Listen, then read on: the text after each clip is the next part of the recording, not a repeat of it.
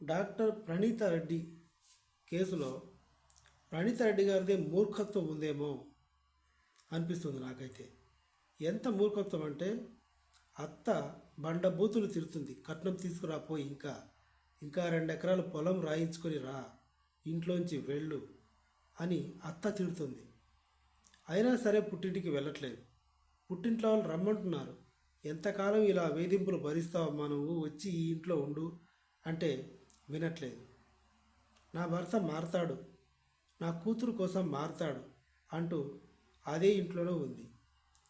మామ, భర్త తండ్రి మామ ఆ డ్రెస్ చింపేసి మరి గదిలో పడేసి కొడుతూ ఉంటే కూడా ఆ బాధలు భరిస్తూ ఆ పోర్షన్లోనే ఉంది.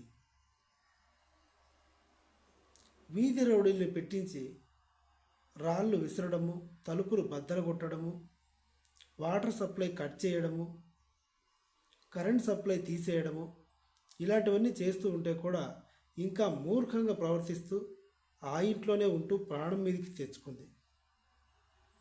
పోలీస్ కంప్లైంట్ కూడా ఇచ్చారు. పోలీసులు ఆ కేసును తీసుకోలేదు.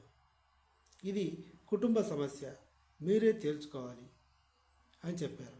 చాలాసార్లు కంప్లైంట్ ఇవ్వగా మీ హస్బెండ్కి, ఈ సికందర్ రెడ్డి గారికి సీఎం తాలూకు మనిషితో రికమెండేషన్ ఉంది, ఆ కేసు మేము యాక్సెప్ట్ చేయలేము, మాకు ప్రెషర్ ఉంది అంటూ సైదిరెడ్డి అనే రెడ్డి సిఐ గారు ఇలా మాట్లాడటం పాయింట్ చేసుకోవచ్చు మనం.